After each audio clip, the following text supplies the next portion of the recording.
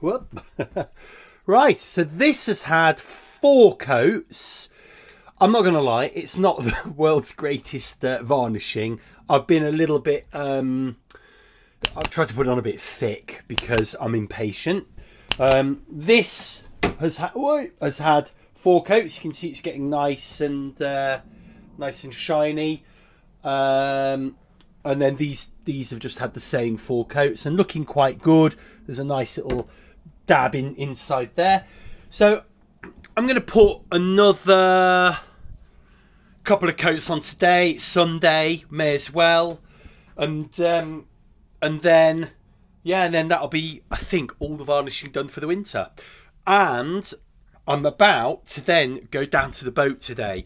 So the weather has broke, and yeah, we've got to take advantage of the next 2 days because we've got like 10 degrees today, tonight and tomorrow, which will allow me hopefully to get all of the epoxying done.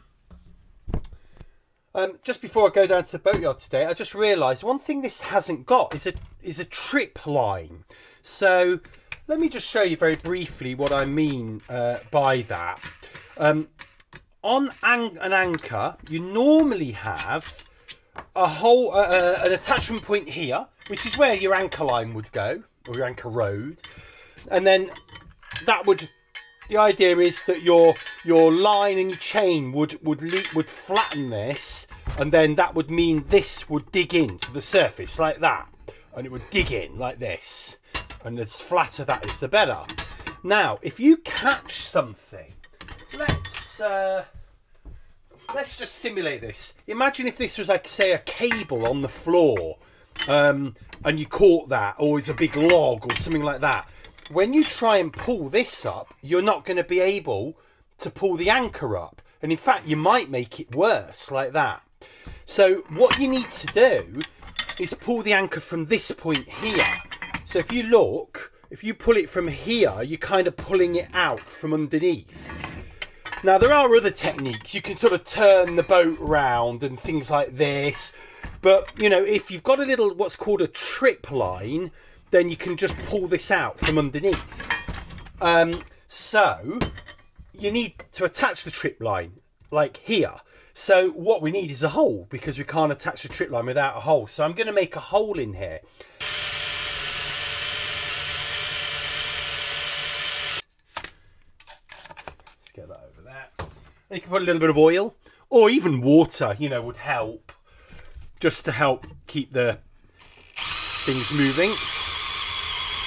The only thing I've got to be careful of with a Danforth is it can be set both ways. So maybe it goes down and it just manages to twist and it sets that way.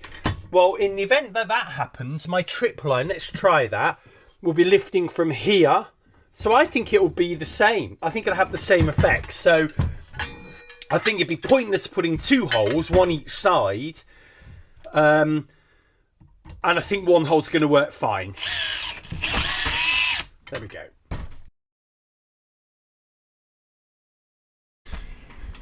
Hello! It's a Sunday. We've been moved. So we're right back down here. We're not in our normal spot. But that's because the boat's going to be here ready to be taken out next week, hopefully. The sun is shining. And it's about 9-10 degrees, which is crazy because it was like -1, 2 degrees literally yesterday. So what do? So perfect epoxying weather. We're going to get that done now. I didn't realise there's a lot of water. You can see the watermark there. There's a lot of water in here. I think this sponge has kept it at bay though in the back, and I think that wood is dry enough. The little wet marks I think are actually epoxy. Either way, that wood's been epoxy today, so there we go. I've just got this hooked up here, my little electric thing, and it's just going down here into the scuppers. So we're just going to leave that. It will get rid of this quite quickly. While we're waiting for that, I'm going to just look at the anchor and these anchor chocs we've made. So let's just move that line out of the way. Now I've decided, because I have my compass on that side, I'm gonna put the anchor on this right hand side, because otherwise it's going to play around with the compass. So there we go. Let's have a look. Get these are the right. Oh, these are the wrong chocks. So let's have a quick look at how this is going to work again. It's quite wide, isn't it? This.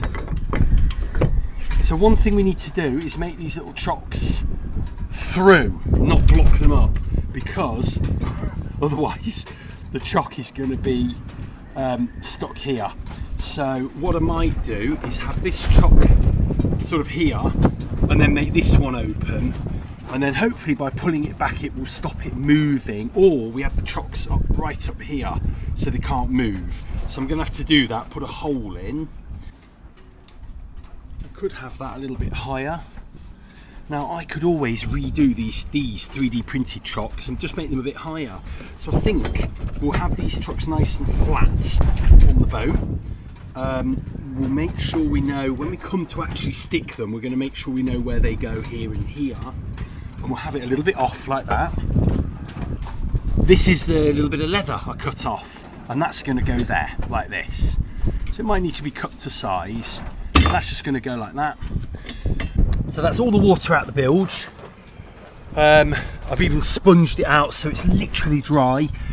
It should dry quite quickly in this weather. It's warm, sunny and windy, so hopefully this will dry out quite quickly and it'll allow us to get a little bit of paint down there. So if we can just do that, that'll be brilliant. Right, the other chocks I've got are going to go here.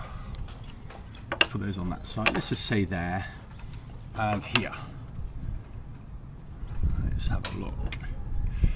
And then the idea is that this pole will go in like this and be pushed backwards, and this one will go in here. Oh God, got to feed this today. About here will probably be fine, and about there.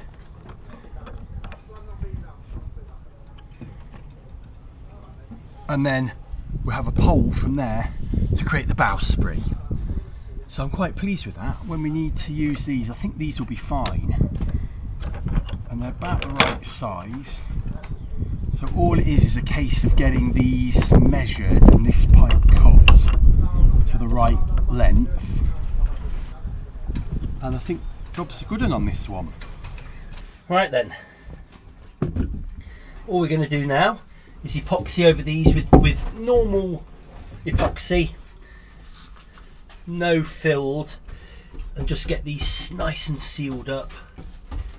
And also that should soak in quite a little bit. They've just been almost dressed with a bit of epoxy. I've also done a coat on the underneath of here as well, just to seal this up, and also just to seal the fiberglass a little bit better on there.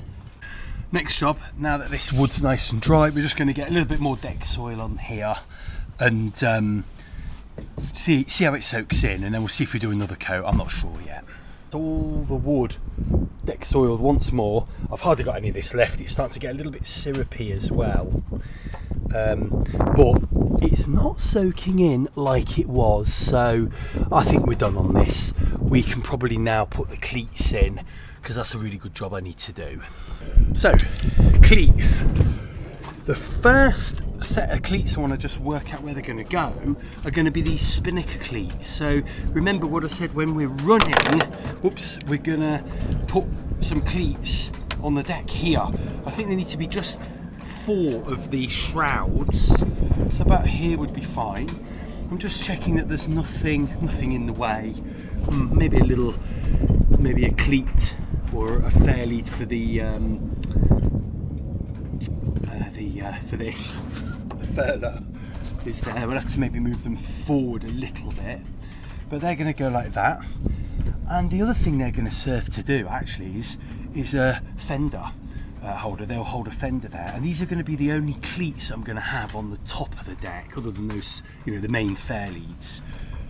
The next set of cleats I'm going to talk about are the ones that we're going to put at the back here, and we're going to put these. Now we know the fuel tank comes here, so I think we're going to have them there, and then this Dyneema soft shackle is going to go around like this, and these are going to form the points for the rear blocks for the spinnaker. Now that shouldn't really go beyond there, and that's where these are going to go, and then those leads are going to go 4, so let's leave that there, to a set of these. Now these are going to be so we can control the spinnaker line coming backwards, but we can release it quite quickly. We need 2 more of these big cleats, and one is going to be my midship cleat. Now at the moment you can maybe just be able to make out just where the brush isn't up. That's where the midship cleat was originally. I only had one on that side, so I'm going to put, I think if these screws are accurate, we'll measure up properly though. It's going to go right in the middle of these 2 screws, and this cleat's going to go here. The reason we're going to have midship cleats is that on a dinghy it's really easy then to moor up. You can just get your line on your midship cleat, you can moor up, whack this cleat, connect this cleat and tie up to the dock or wherever you're tying up to, and then you can go ashore and worry about your fore and aft spring lines, things like that later. The last cleat is going to be another one of these 155mm cleats, and we're going to have this here somewhere. Now I've got to make sure we don't get too busy up here. We've got the chocs on the top, remember, to put on here, and we do want to be able to get to these cleats in the event that with the bowsprit potentially still connected. So we've also got some, you won't be able to see, but some little lines here for the furler fair leads. So here probably seems a good spot, but we're going to have to make sure the furler mechanism is going to be okay. So that's something we're just going to have to be careful of, is that the furling line will be able to come nice and freely on this. So this side no problem, think about there. So these are the furling line fair leads that go along the gunnel, and I'm just going to use the screws that they came with. We'll put these in, and then we'll work out where the cleats will go around them. These are going in nice and well, and they're going nice and tight, which is the main thing. And the last cleat, actually this cleat is for this, the little horn cleat. And I think it goes that way, like that. I'll have to double check that. If not, I'll have to just take it off and put it on the right way.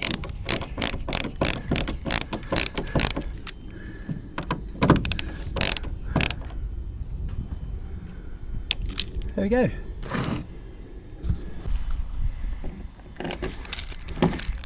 These are 4mm clevis pins, and I'm hoping the hunt for the clevis pin that fits in here is now over. That should sit in there. Well, if anything, it's just long enough. I think if anything it's a little bit thin, but at least it fits. So I'm going to see if I can get this little cotter pin in, because at least then it'll stay in there ready. Oh, it's tight. Okay, it's not long enough really. No, not long enough. We're going to have to wait for the ones to come from Drascombe, I think. If you look at these gunnels, yeah, they're really struggling to take on any more oil now. So it is soaking it up, but I can't sort of keep going and going anymore. So I think they've had enough. A lot more than they had last season anyway, so that'll be pretty cool. I think I'm going to fit these rear cleats in now. So I'm going to use number 10 2-inch screws, and they should be fine for this. So I'm going to put this one just aft of this little screw here, bang in the middle. I'm going to mark that off like this. Screwdriver. There we go, right in the middle. I'm just going to screw that in.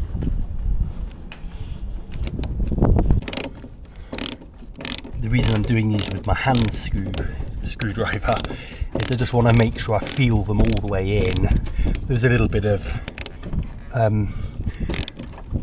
fibreglass that comes up. These screws just caught them, but it's made for really lovely hard. Oh yeah, these are going to be really strong. If you use a drill, you could just break something too quickly. Let's do the other side.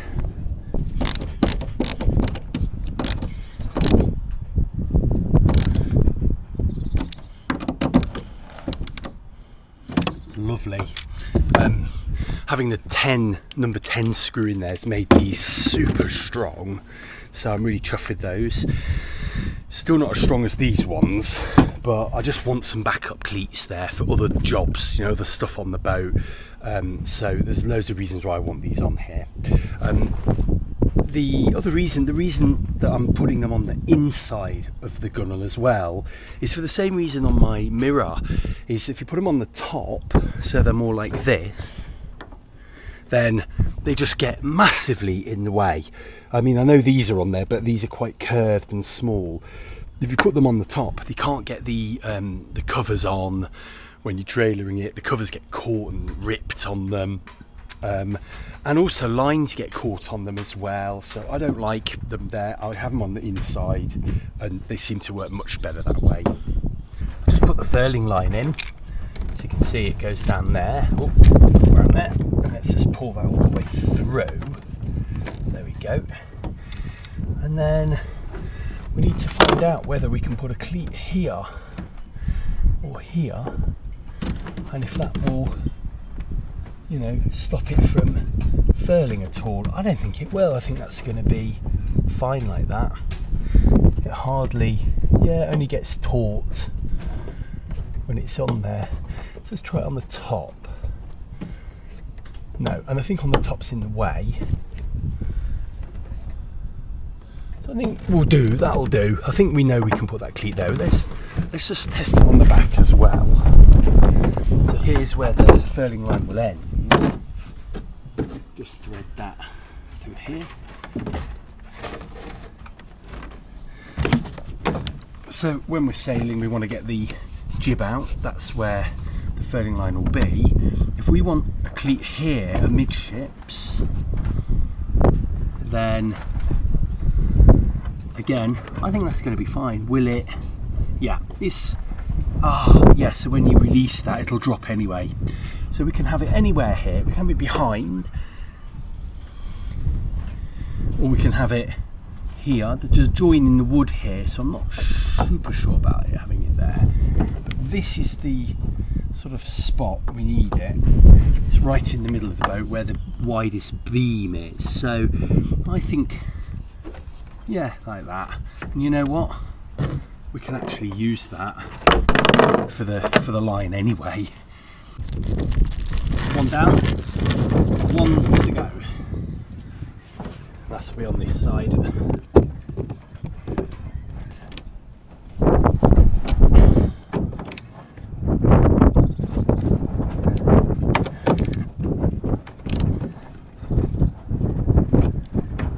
There we go. There's a real wind kicked up, if you can see. Literally between doing this cleat and that cleat. Just goes to show how the weather can change when you're sailing. These front cleats, I'm not going to put these on yet until I know where those where that bowsprit chocs is going to go.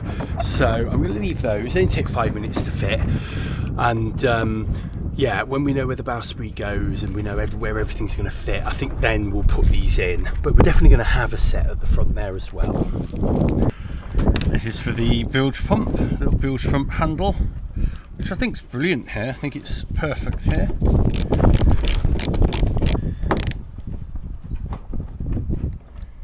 There you go, so it's done. This soft shackle, you just loosen it off, pop the little knot through, loosen it a little bit more, there we go, and then that will go through anything now.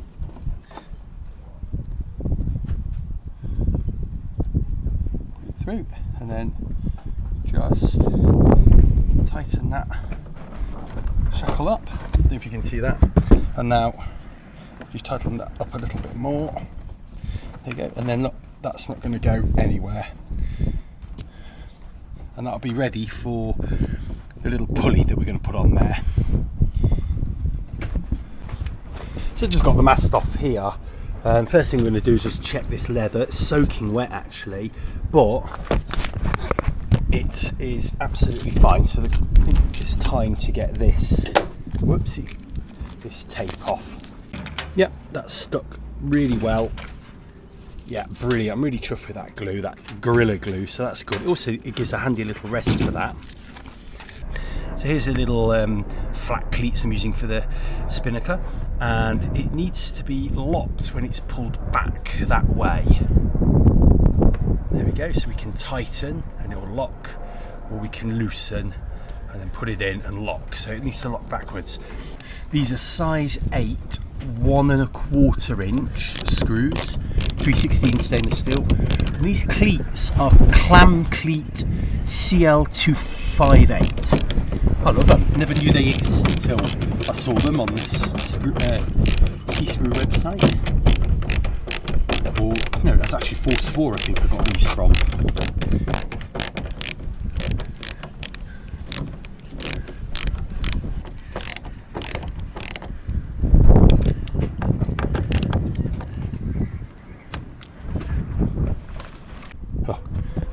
I've just cleaned this and put my new stickers on here. My Drascombe one and my dinghy cruisers. There you go, she's looking great now, isn't she? I'm just going to check the weather.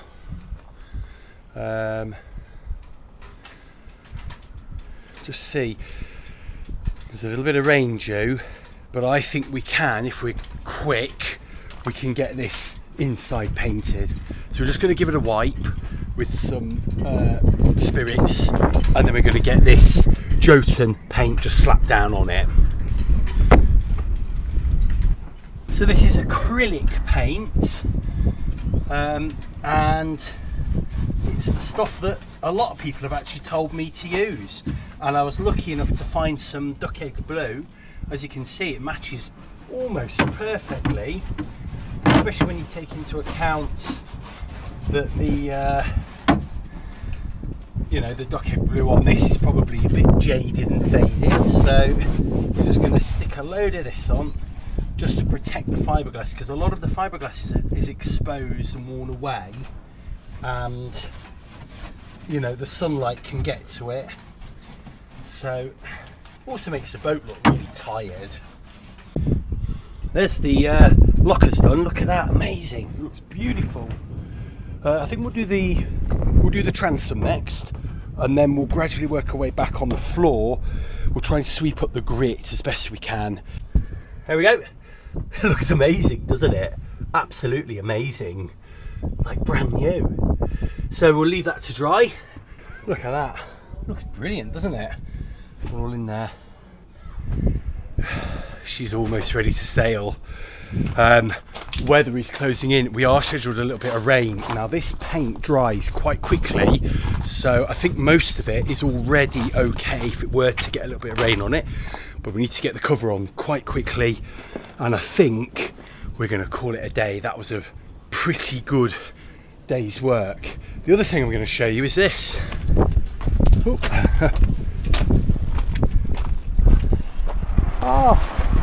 The season's well and truly started. This is the sailing club, Fiddler's Ferry Sailing Club. Look at the tide though. Look at that tide and leeway that they're having, look. Can they actually make it against, I think that's a is it a Wayfarer? No, it's got a Kestrel. That's a Wayfarer over there with the double U's. They're all Wayfarers actually, I think. Oh, they are making headway now, look. But that is one hell of a tide to sail against. You'd learn a lot doing that, wouldn't you?